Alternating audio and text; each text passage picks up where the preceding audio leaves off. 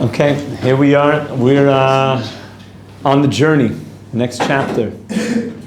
And we're protecting that bond, that covenant that we spoke about, and we're going to continue to speak about.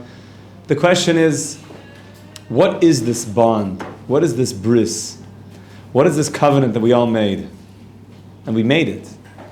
And it wasn't just what happened for a boy at 8 days old.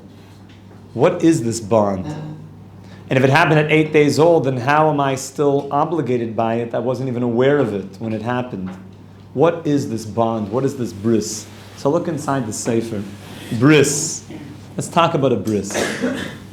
Hamusag bris. What is a bris? Covenant? What's a covenant? An agreement. An agreement? Contract. It's more than an agreement or a contract. It's more than an agreement or a contract, okay? It's a binding of soul. Okay. Okay. You're all right. You're all right. A bris is his chayvus chazaka, a very powerful joint obligation by two parties or more. And that very intense, powerful obligation will create something much greater, much higher. Ubekol krisis bris, and every single time there's a covenant established, koivenes mehuses chayvus, the nature of the obligation will be set and the terms will be laid out. Many of the great kingdoms of the world made covenants, made blood brother pacts, where they would draw blood from themselves and put it into a cup. The Oiv Yisrael speaks about this, and they would both drink from that goblet. Yidden were not allowed to do that; you can't drink blood. But the element was that I'm symbolically giving something of myself, part of my nefesh. I'm drawing blood, and you're drawing blood. And that was a symbol that my kingdom will protect your kingdom will protect my kingdom. Oftentimes this happened when there would be a desire to have intermarriage within the kingdoms. That we're going to make a bond, that I'm going to agree that the daughter, the princess, will marry the prince from your kingdom, and there will be a joint bond between the kingdoms, and there will be an agreement that we will forge together as one. And that means that there's obligations on either side. That's the bris. And there's always a symbol of the bris. We're going to talk a lot about this. We also made a bris with God. And we have to know, first of all, what's the symbol of it? And what's the two sides of the agreement? What does each one have to provide in the arrangement? A bris is always two. So look what the Rebbe says, so beautiful. Hine kasher Hashem yisborach karas es a bris in Avram Avinu. Who was the first one to make the covenant with God? Avram Avinu, Abraham. Av Hamayin Goyim, the head of all of the nations of the world. Who biras mahusa, the kachu amar loy. God and Abraham made a clear unification, a clear binding agreement, and the terms are laid out in the Torah. So anybody who wants to be part of the godly covenant, you got to know what it says. I mean, you want like the terms of the deal, the terms of the rules of engagement, if you will. So what were the rules? What are the terms of this bris, of this covenant with God? Because if you want to be part of that, then you need to know how to uphold your end of the deal. So it's laid out in black and white in our Torah. So the first part is God's commitment. God says, "Hakimosias brisi beini ubeinecha." I have made a covenant between me and you. Ubein zaracha acharecha l'doros, and between your children afterwards, for all eternity. This was established with Abraham and his children down to this very day, that's you and I, and anyone who joins into that covenant, they can be called the children of Abraham forever. Libris oilam, an eternal covenant. This is not something that's going to be a flavor of the week. This is going to be an eternal covenant that's going to take said member of the bris into eternity with God. And look what God's end of the deal is. Liyos lecha lelokim. I will promise to be your God.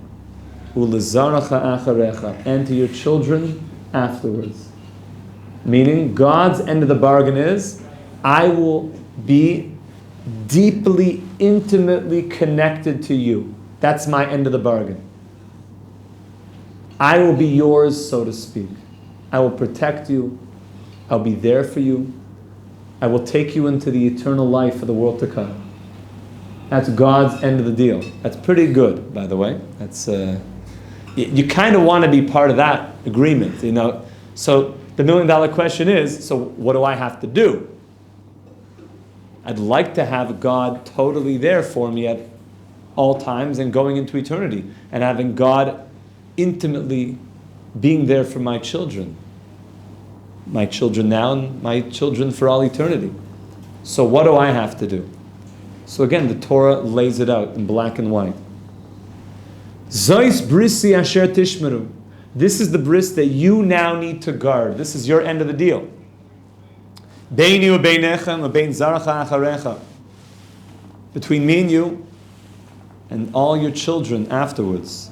Meaning this is not going to be a one generation thing. This is going to be the same thing that you guys have to do. Himo lachem kol zachar. You know what you need to do? Do a bris milah. You have to cut off that piece of skin, which we're going to explain, is not only a physical piece of skin, because that would be easy to do.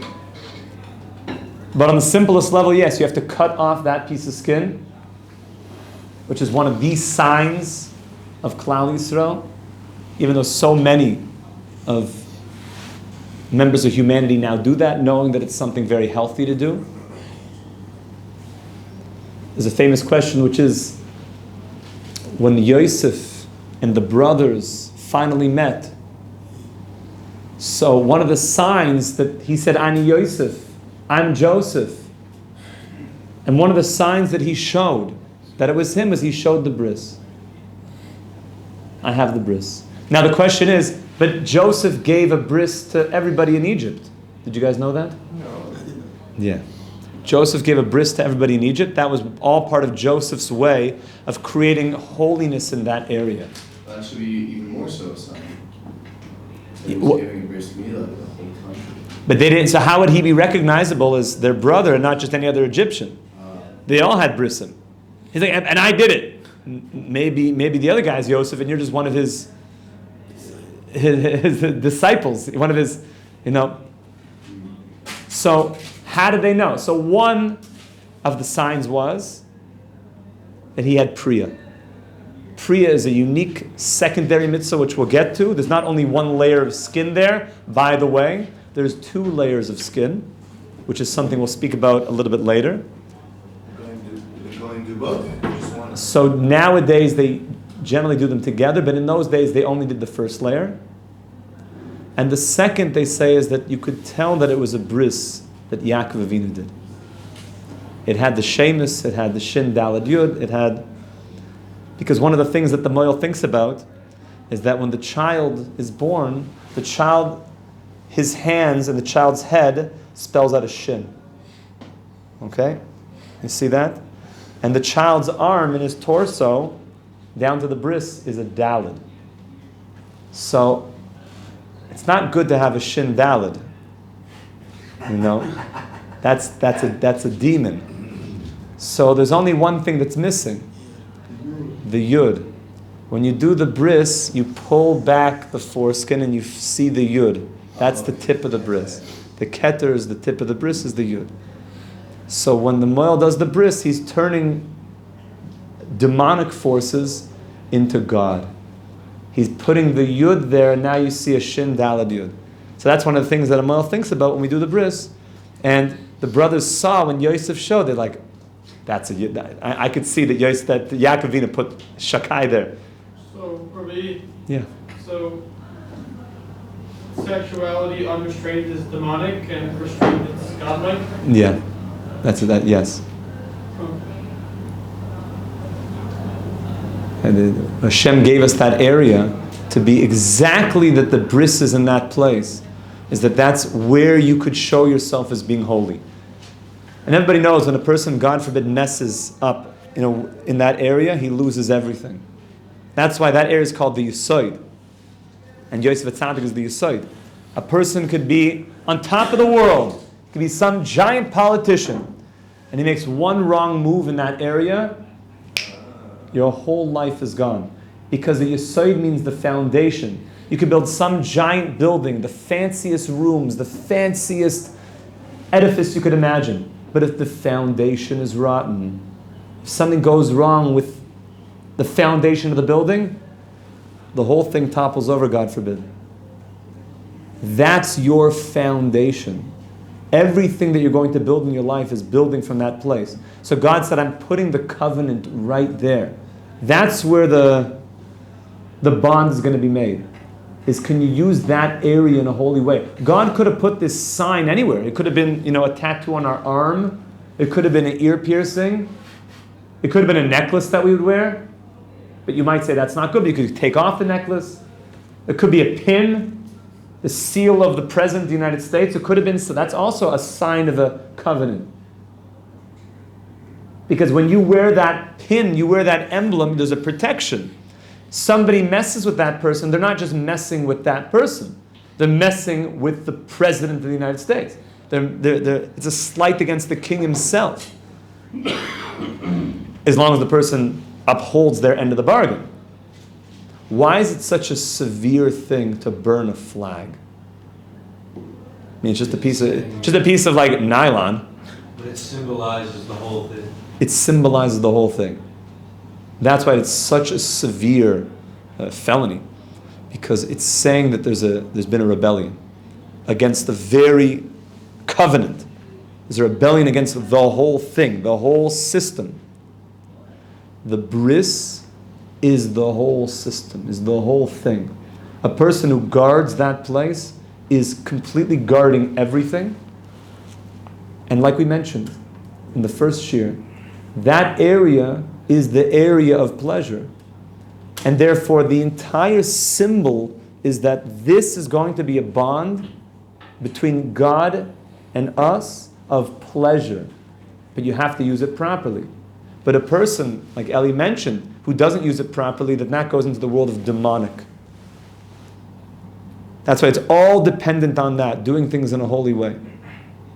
That's why you see the whole way that we approach this is in a very careful, with tremendous holiness. It's the holiest thing. It's the most primal place. That's the danger of it. It could go one way into total just animalistic desires, which is disgusting. That a person should literally take another human being to fulfill an animalistic desire and use another human being for that. There can't be anything more degrading than to use Etzelem Elokim, another human being, just to, the way the Gemara describes it is like a lion gobbling up its prey. It's the sign of its complete departure from anything holy. But on the other side, used in the way of holiness, there's nothing more sacred. It's the most godly thing we have. It can bring a child into the world. You're literally creating life. That is the most godly thing in the whole world. That's very, very powerful. So that's why these days are very powerful of refocusing and understanding the covenant. So the covenant from God's side is, he says, I will be your God. The covenant from our side is remove that covering. But let's go a little bit deeper into it. That there's going to be a sign. HaPosuk HaRishon, the first verse that we said, Hu chelik shel Hashem yisboam bebris. That's God's portion in the bris. To be a God for you and for your children. That God says, I will dwell amongst you. I will dwell amongst you. That's kind of what you want. You want God dwelling in your midst. There's nothing more pleasurable than that. It's even more pleasurable than a big lollipop, believe it or not. Way. And even more pleasurable than the newest Spiderman movie. I said it.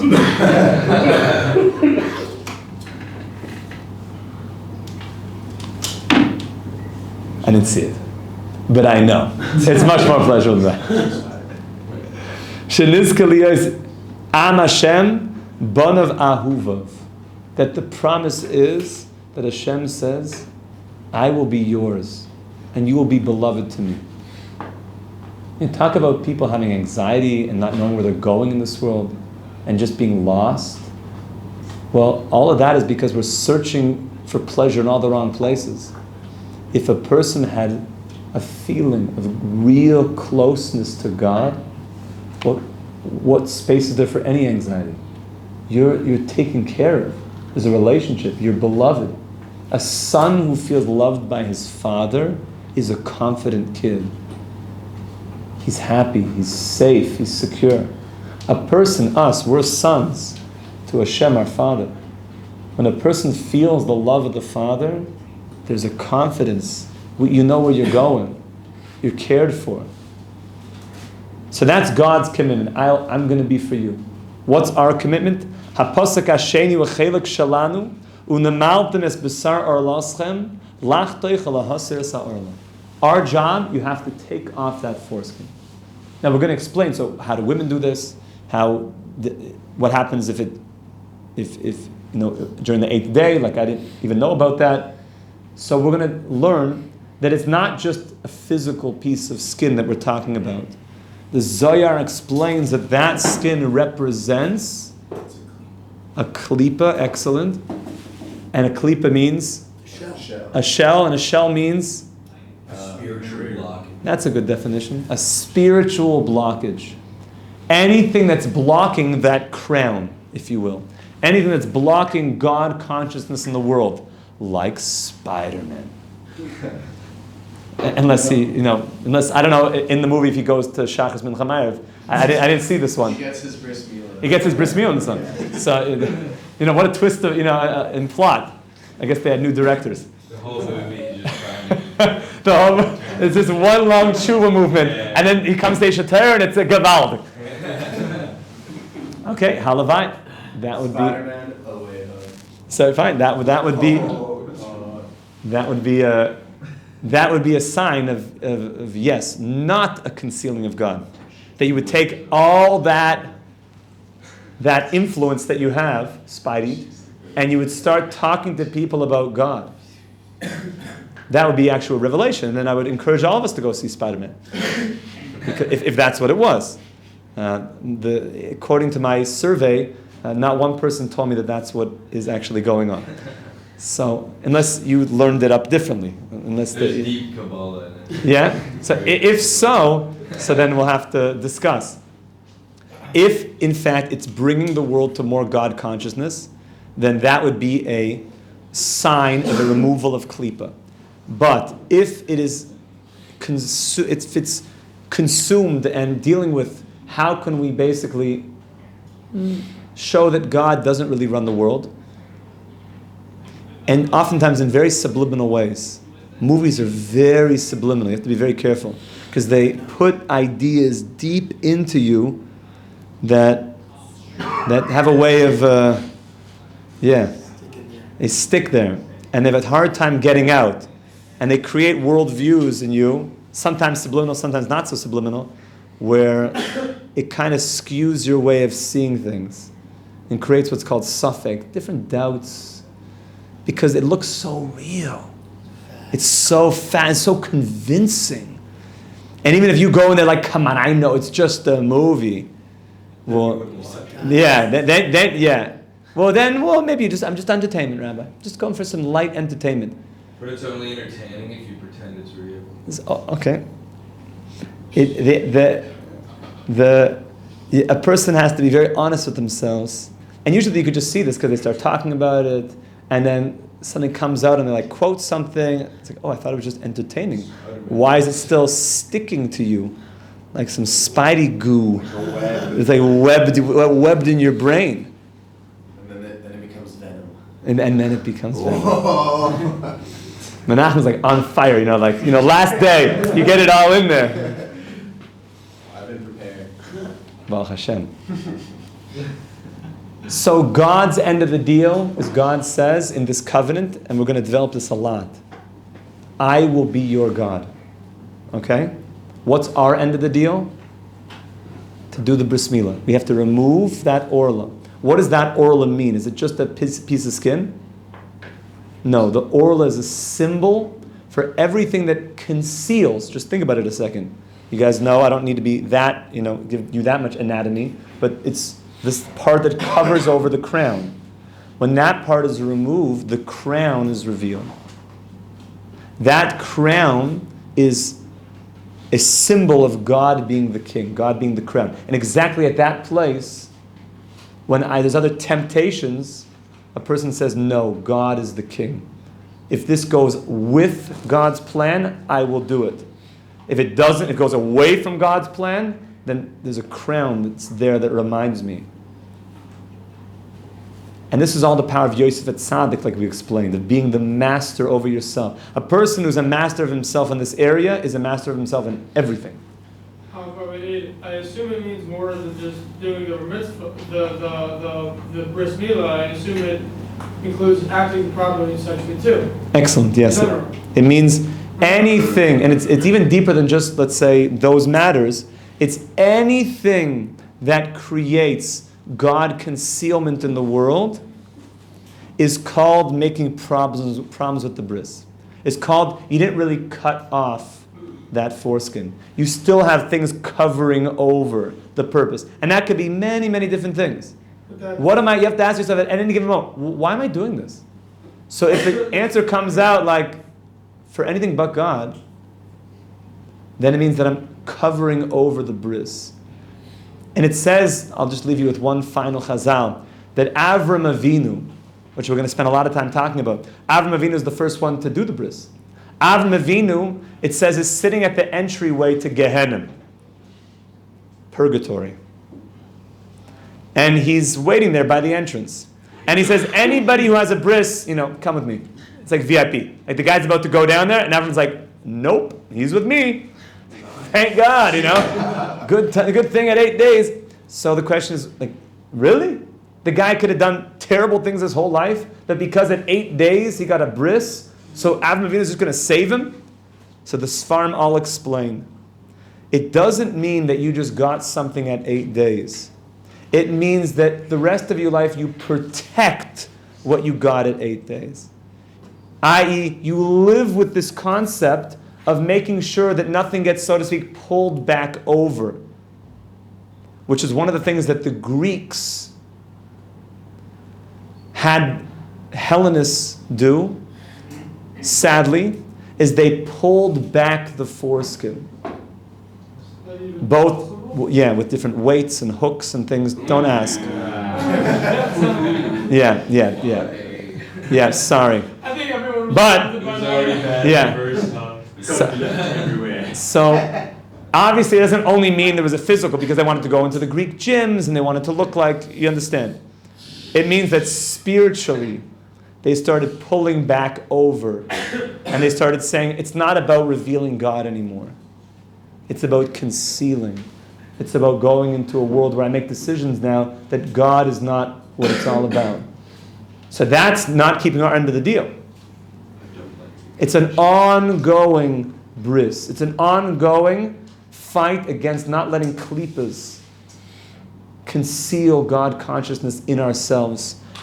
And the ultimate final bris milah is when Mashiach comes and he literally cuts away all of the klippas of the whole world, all the evil. Evil is a code word for klippas.